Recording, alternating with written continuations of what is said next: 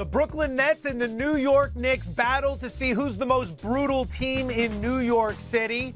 We've got locks for the Genesis Invitational from Riviera, and Jack Eichel makes his debut tonight against the for the Vegas Golden Knights against the Colorado Avalanche. What's up, everybody? Your long national nightmare is over. Tyler Fulghum has been fired. Joe Fortenbaugh leading the charge here on Bet alongside Anita Marks. I'm just kidding. Tyler's on vacation. We're having a good time. Anita, you and I were like the old married couple. Podcast this morning, Bet in the midday, Daily Wager tonight. How you doing? And people don't even realize this. We've known each other for almost 15 years. You used to be on my radio show 15 years ago when I was in Baltimore. So talk about an old married couple. We define it, that's for sure.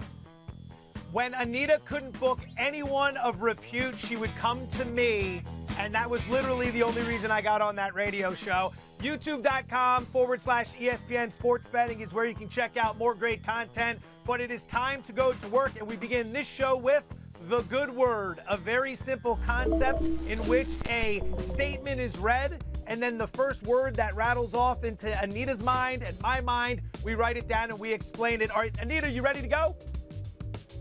Let's go. All right, number one. Recently retired quarterback Tom Brady is 45-1 to win next year's MVP award, despite the fact that he's retired. I'm going with placating, and follow me here on two levels. Number one, I think that Tom Brady is placating to make other people around him happy. I highly doubt that Tom Brady wants to stop playing football. I mean, if I could find someone who loves me as much as Tom Brady loves football, life would be fantastic.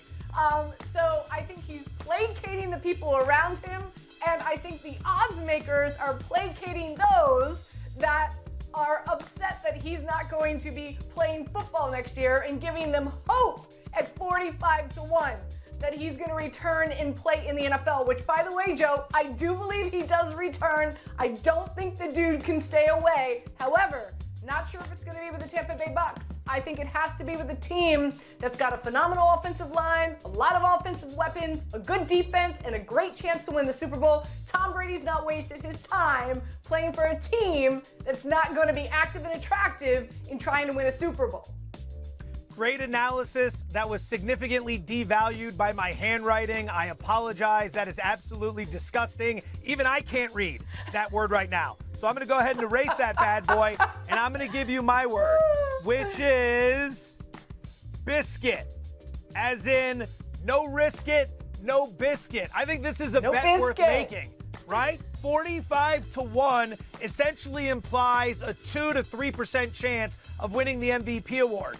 I'm willing to take that shot. All right, this is a guy who led the NFL in passing yards last year. He led the NFL in passing touchdowns last year. And like Anita said, if he comes back and plays, he's going to end up playing for a really good team. Perhaps, hint, hint, the San Francisco 49ers, who are currently 14-1. But the beauty of this wager is that your bet gets refunded if Brady doesn't come out of retirement. You make this bet right now. You lock in 45-1. If we get to the start of the season and Brady's still retired, you get your money back. There's no risk it, no biscuit sort of risk here. You're in good shape. Take a shot at 45-1. Keeping it moving. After a 7-10 season, the Denver Broncos currently have the 11th best odds in the NFL to win next year's Super Bowl at 22-1. My word is haste, as in hashtag run, don't walk.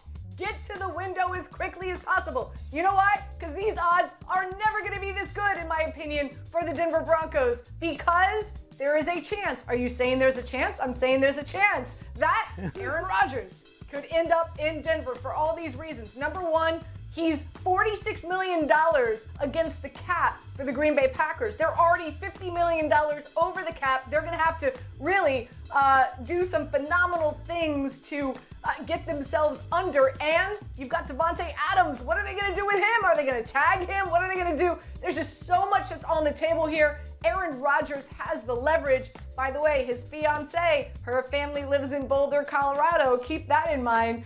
So you've got a Denver Broncos team, a lot of offensive weapons, great defensive depth as well. They're the team to me that if Aaron Rodgers wants to be happy and try to win a Super Bowl with a team that's got more talent than the Green Bay Packers, Denver Broncos it. Jump on this now with the opportunity and just the chance that Aaron Rodgers ends up in Denver. Anita, I hate to break this to you, but earlier today the report came out that engagement is off. Aaron Rodgers back on the market. Stop! You know, it's juicy. So Stop! Juicy. All right, No. so Wah, wah, wah. yeah.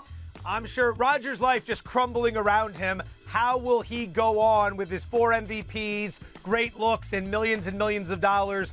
I don't know. What I do know is that I am contractually obligated to give you a word. So the word I am going to give you is a country spelled awfully with terrible handwriting. Bermuda, as in these odds are the Bermuda Triangle. Nobody wants to go here. 22-1 is essentially no man's land, right? If Rodgers was with the Denver Broncos, this price would be a lot cheaper. If Rodgers was not coming to the Denver Broncos and no stud quarterbacks were coming to the Denver Broncos, these odds would be much greater. This is what they call no man's land. It's part of the reason why Green Bay is currently 15-1. That's a decent price if you think Rodgers returns, because that won't be there at the start of the season.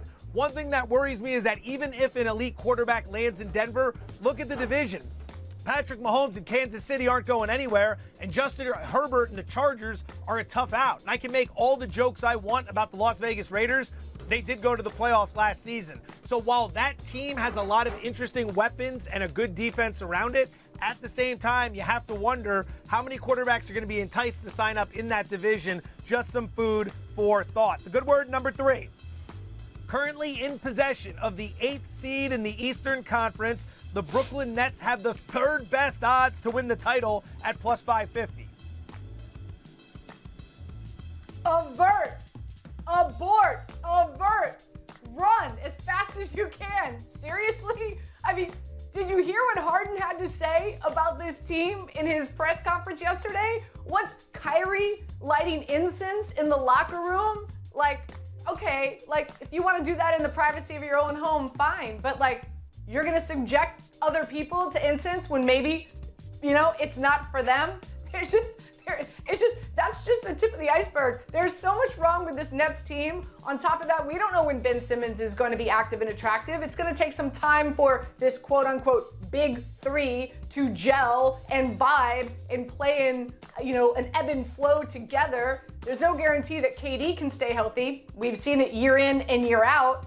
And there's a lot of competition in the East. Let's be honest. You've got the Heat, you've got the Bucks, you've got the 76ers, and oh my, the Celtics.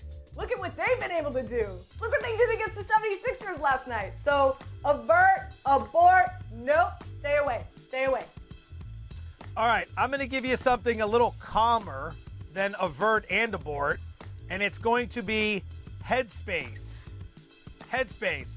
Anyone who likes to meditate might be familiar with this app. I like this app for meditation. Headspace works very well. This is not a shameless plug. The point I'm getting at is I like to meditate because I like to try to stay calm. I like to have peace of mind. Here's the thing with the Brooklyn Nets. There is nothing calm or peaceful about them. You can't win a championship with this much turnover, this much dysfunction, this much changing every 5 minutes. First it's Harden, then it's Ben Simmons. Everybody's always hurt. Some guys are unvaxxed and can't play. If you're going to win a title at the highest level of competition, you got to have some steadiness. You got to be calm. You got to have some peace. And the Nets don't have it. If you want to bet, 30-1 on the Boston Celtics right now, 16-4 over their last 20, and they are playing elite defense. That is a wrap for the good word. So I can put down the technology and I can finally say goodbye to some horrible handwriting and say hello to one of the best in the business. Because you cannot talk about the Brooklyn Nets on this 5 program without welcoming in the big grizzly bear that covers them for ESPN. reporter extraordinaire Nick Friedell, joining Anita Marks and Joe Fortenbaugh here on Bet. Nick, you're the best. We appreciate your time. Let's start with this.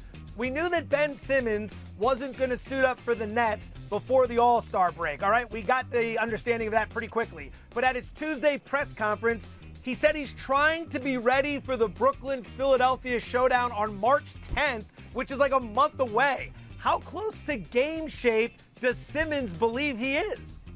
Joe, the Nets think he's in really good shape. Now, how that translates over the next couple weeks and as he gets more acclimated to their system, we'll see. But I would be really, really surprised if it took him that long to appear again in an NBA game. I talked to Patty Mills earlier this morning.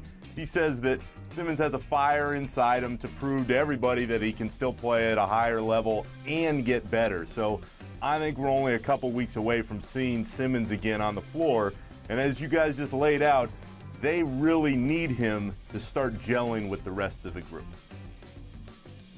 All right, explain to me, when the first big three happened, whoa, watch out, the world came to a screeching halt. Nobody's going to beat them. They only played 16 games together. Why are the Nets so confident that this big three, considering you're telling us how great Ben Simmons is in regard to shape, how confident are the Nets that this is going to work and why?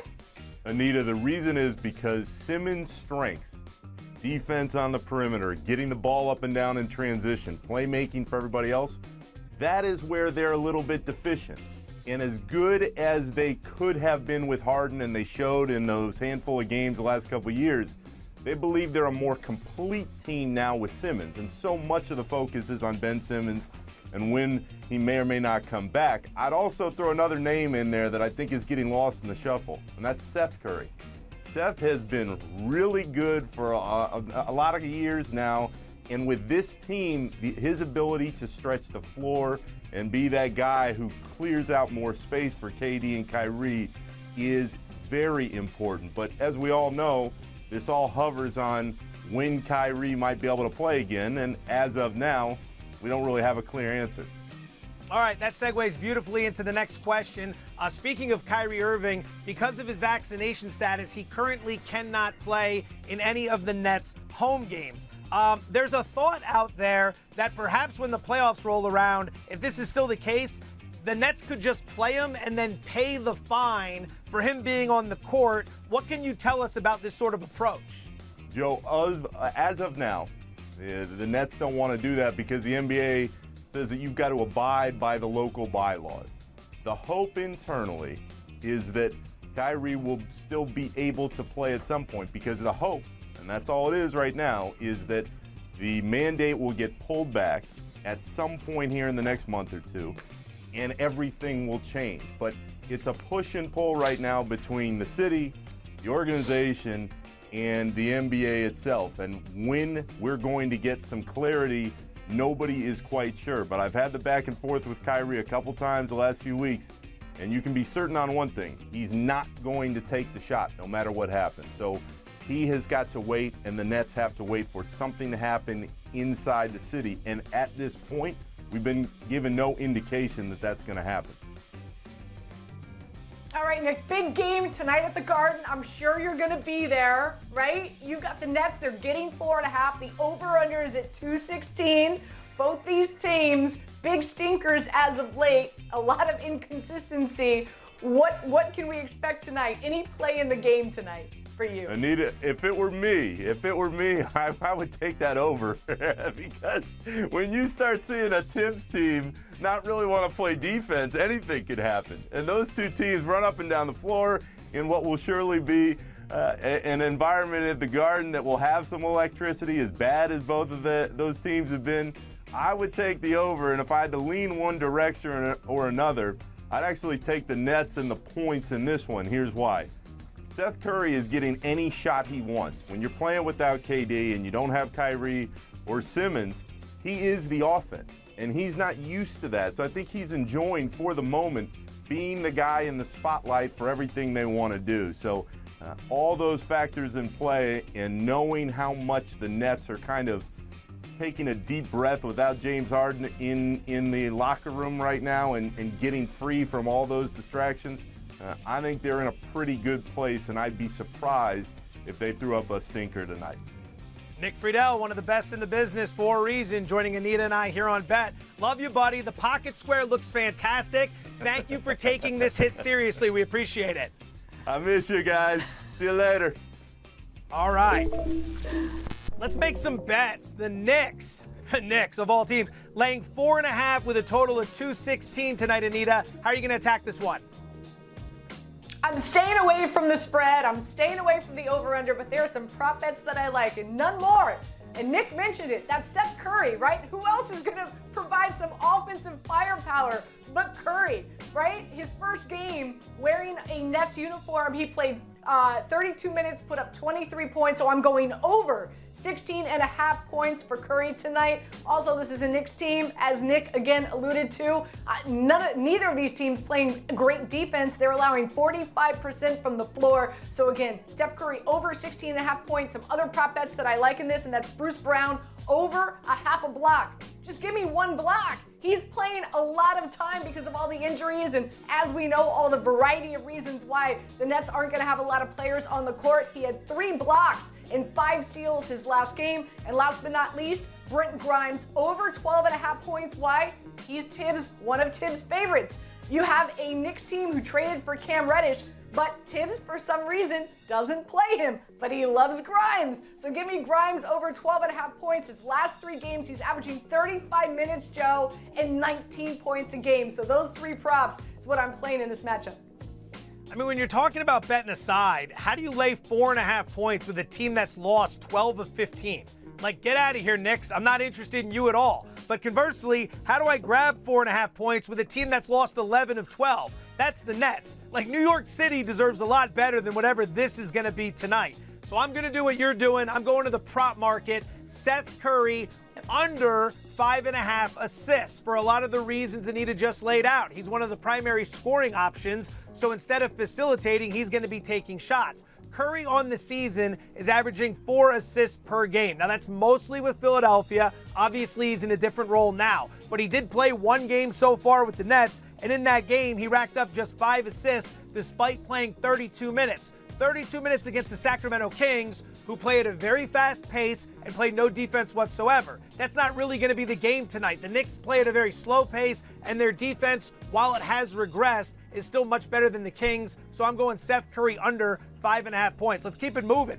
Out west, the Utah Jazz are laying 5.5. The total is 226. They're in LA to take on the Lakers. What do you like here? Yeah, listen, I like the Jazz, and also I like Donovan Mitchell over 5.5 assists. Again, this is a Jazz team, 6-0 against the spread, or actually 6-0 straight up, 5-1 against the spread. Gobert is back, and so they have been rolling their last few weeks. Top 3 offense in the NBA. Meanwhile, keep this in mind. We have the All-Star break that's in Cleveland. LeBron James, we don't know if he's going to play tonight. And even if he does, you don't think he's thinking about all the parties he's going to throw in his hometown of Cleveland? So I love the Jazz. And also Donovan Mitchell, whenever he goes up against the Lakers, he doesn't typically do well in regard to perimeter shooting. So he's more the distributor. So, and also 5-1 over and 6 assists in his last 6 games. So I'm going over an assist for Mitchell. Nobody handicaps the All-Star party angle quite like Anita Marks, okay? She does it better than anyone. Nope. You people better file that away. I'm going to play a classic here. I'm going to go under 226 total points. A lot of this comes down to the presence of Rudy Gobert for the Utah Jazz. He's back in the lineup. With Gobert on the court this season, the Jazz are producing a defensive rating that would rank number 1 in the NBA. With Gobert not on the court this season, the Jazz are producing a defensive rating that would rank 17th in the NBA. So you get where I'm going here. Final game before the All-Star break for both teams. I think that means you get a good defensive effort on both ends of the court. And then look at the Jazz in terms of pace. Even with Spider Mitchell back, they're 19th in the NBA in pace. They're not flying up and down the court. 226 feels high, especially with Utah playing some defense. I'm going to go under. Final game, we'll keep it in the Pacific time zone. The Golden State Warriors are laying 5, total of 225.5 against the Denver Nuggets. Hit me, Anita. What do you got? Listen, give me the Nuggets and give me the points. I wouldn't even be surprised, Joe, if they win outright, right? Like, Offensively, they've been playing great. Meanwhile, for the Golden State Warriors, that team needs a break, right? Like, they don't have all their best players, as we know. Draymond Green has been out. Weissman's not there. I also like Jokic over 47.5 points, assists, and rebounds tonight. That's why I'm sporting the shirt. I think the Nuggets are going to roll big time, and I think Jokic is going to be a big part of that, considering, again, I think the Golden State Warriors are looking for this break. I think they need it, want to come back fresh to make that run to try to win the championship once they get back from the All-Star break. I'm with you on this one, and we talked about this on the Daily Wager podcast this morning when we got it at 5.5. Much better. 5's a key number in NBA betting, so now it's 5. Would still play it just like Anita, but I like Denver here. And this is mostly a play against Golden State's defense. Okay, over the last 10 games, they're giving up an average of 112 points per game. That's no bueno, as my colleague would say. No bueno at all. But look at the teams they're playing in those games. 6 of those 10 opponents ranked 20th or worse in offensive rating. Oklahoma City. Where is it on the list? Damn it, Fortenball, you should know where this is. Knicks, Kings, Clippers, Lakers, Thunder, Rockets. Those teams stink, and the Warriors are still getting rolled up on. So I'm going to take the Nuggets tonight. I'm with you. Just hold your nose late first quarter, early second quarter when Jokic takes the seat, because the Nuggets stink when he is off the court.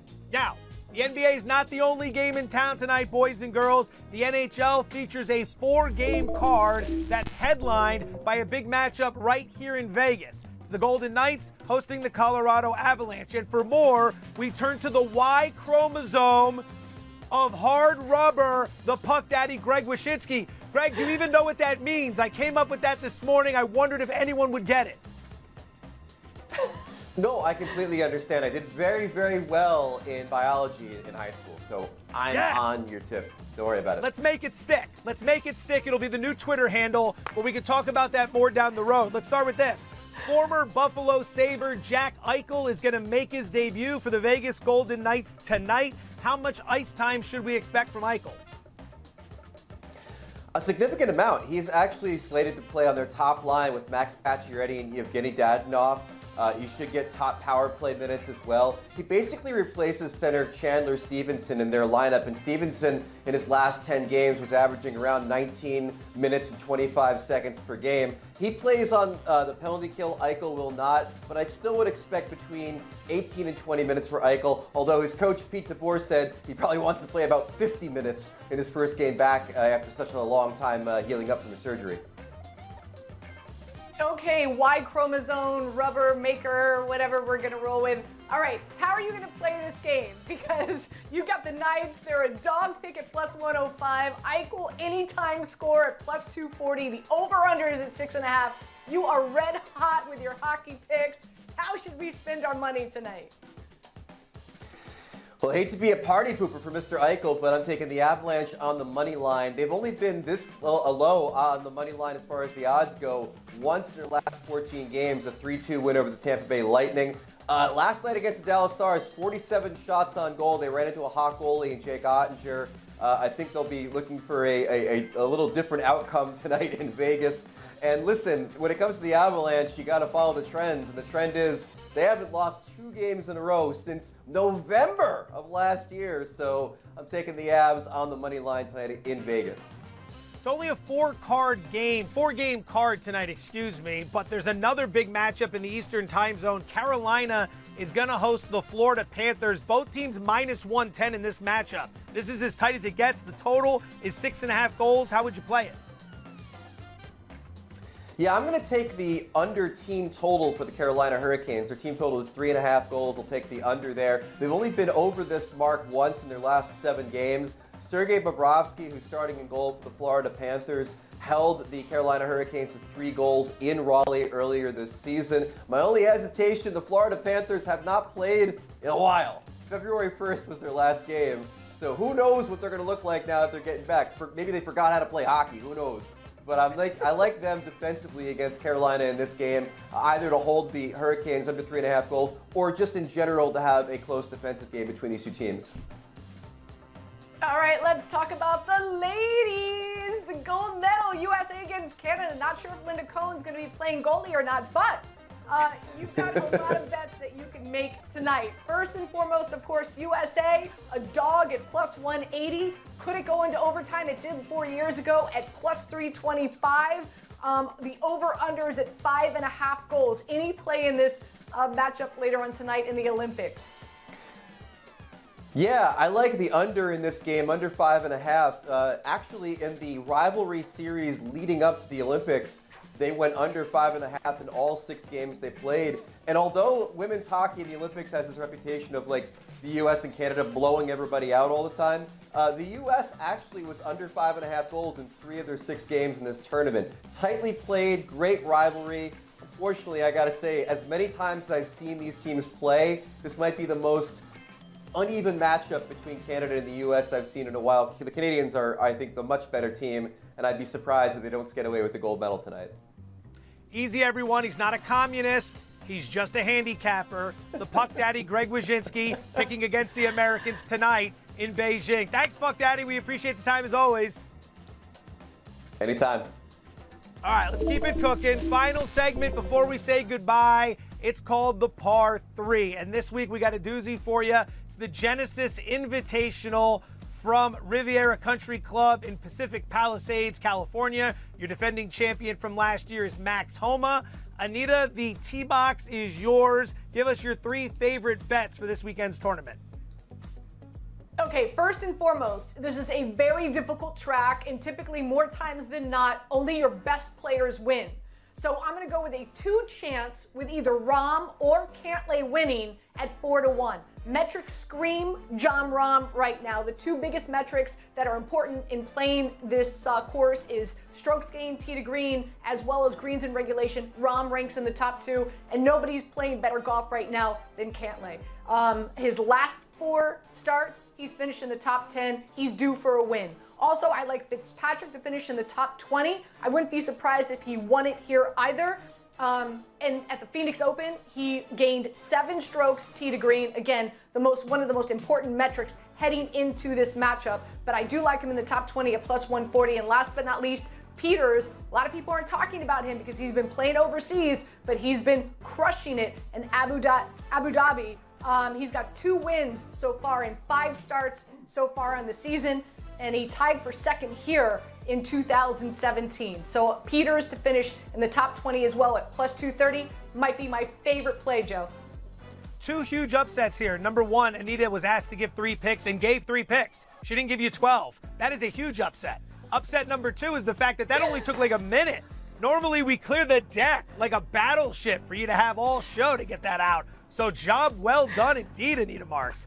I don't know how to follow that up, but I'm going to start with Dustin Johnson to win the tournament at 16-1. He has played very well on this course. Top 10s in 7 of his last 8 starts, including a win in 2017. He's also in pretty solid form as of late. At Torrey Pines for the Farmers Insurance Open at the end of January, he finished 25th, and then the following week he went overseas and he finished 8th at the Saudi Invitational. So we like DJ at 16-1 to win this thing. If you're looking at some top 10 props as well, I can't fault you there. There's some plus money options on the board. Bets 2 and 3 are going to involve none other than Bubba Watson. Bubba Watson is a true horse for the course. This guy only wins on the courses he plays well at. I know that sounds obvious, but like literally of his 10 wins on tour, 7 of them have come on 3 different courses. 2 at Augusta National, 2 at the Travelers, and 3 have come on this course. He's won here 3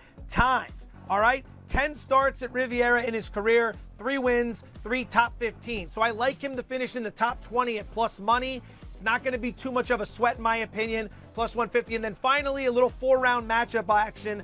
Even money, Bubba Watson to beat Adam Scott. Now, Adam Scott's the favorite because he won this event 2 years ago. Last year, he finished 38th. He plays well on this course, but a little bit hit or miss. His variance is wider, whereas I know I get a tighter outcome when it comes to Bubba Watson, so I'm going to play him at even money. I thought this bet would be these 2 minus 110 each way, so at even money, I'll play Bubba Watson. Anita, you're the golf expert here. Do you agree with any of those? Disagree? Lay it on me. Actually, I was going to, on our podcast earlier this morning, I was going to bet you a bottle of wine. I take Adam Scott, you take Bubba Watson. I actually have Adam Scott in that matchup. You have got yourself a bet. If you're willing to risk a bottle of wine, I take Adam Scott, you take Bubba Watson. Game on, baby. If you win cheap bottle of white, if I win nice, rich Burgundy from France. But that's for another day. She's Anita Marks. I'm Joe Fortenbaugh. Catch us on ESPN2 Daily Wager at 6 p.m. Eastern.